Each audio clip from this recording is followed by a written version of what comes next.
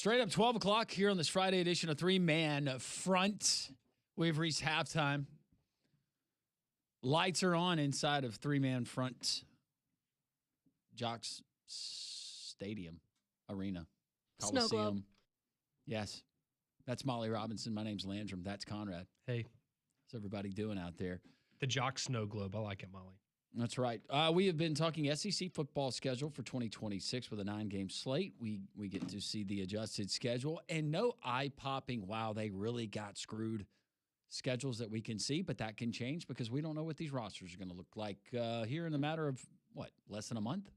Yes, I was about to say there's a lot of uncertainty, and we've got a lot of news with Auburn and their coaching staff changes, but I think a lot of what people in terms of expectations for next year, it's going to be a lot of what gets done in the portal, who you do add, who do you lose, things of that nature. And similarly for Alabama and other programs, when their season comes to an end, what will their rosters look like for next year as well?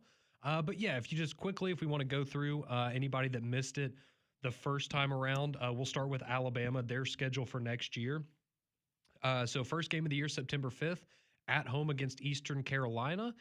Then you're on the road in Lexington against Kentucky, at home against Florida State, at home against South Carolina, on the road against Mississippi State, at home against Georgia, on the road against Tennessee, back at home for A&M, and then you have back-to-back road games, LSU and Vanderbilt, and then you wrap up with 2 games at home, Chattanooga, and then Auburn in the Iron Bowl. So really the eye-popper there for Alabama is that stretch in the middle of October through November where you have Georgia, Tennessee, A&M, LSU, Vanderbilt, all those games in a row with only one bye week in between. So that's going to be difficult for them. Auburn, though, they have a similar, very difficult stretch on their schedule. Yeah, they open up with Baylor and Atlanta. Then they get Southern Miss at Jordan-Hare, Florida at Jordan-Hare, Vanderbilt at Jordan-Hare. Then they travel to Knoxville on October 3rd, at Georgia October 17th. So the bye week is going to come on October the 10th.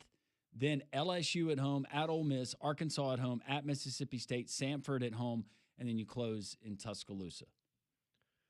It's going to be difficult for everybody, not just Alabama and Auburn. Every team in the conference moving to, you're moving to 9 conference games. You're going from 2 bye weeks to 1 bye week. It's going to be very fascinating to see how it plays out and, how injuries play a role and all of those things, because I have to imagine there's going to be a lot of teams at this time next year that are going to be pretty beat up looking towards the college football playoff. And for Auburn, at this point, you're adding Florida to the schedule. You're adding Tennessee to the schedule. You're adding LSU to the schedule. You're adding Ole Miss to the schedule. Teams that haven't been on your schedule here in the last couple of seasons. But that's why I'm a big fan of the new scheduling format. We get to see these. We're not locked into the same old matchup, and it makes things more interesting, not only as a viewer, but from a competitive standpoint. Let's be honest. Back when we had divisions and the East was absolutely putrid, and it was Georgia and everybody else. Yes, no, I much rather have it the way that it is. But, it takes some time to get the matchups. We had somebody that texted in earlier and brought up a great point. We've talked about it before. But you have Georgia. They're going to play in Tuscaloosa next year. That'll be the 3rd time in the last 7 years you've gotten to see Alabama and Georgia in Tuscaloosa. And Georgia has still never played at College Station in Texas A&M. And they've been in the conference for 13 years now, and we've never seen that game. Now, we will see it in the future, but that's kind of what you're getting at, Landrum, is some of those matchups like the Georgia A&M that we haven't gotten to see.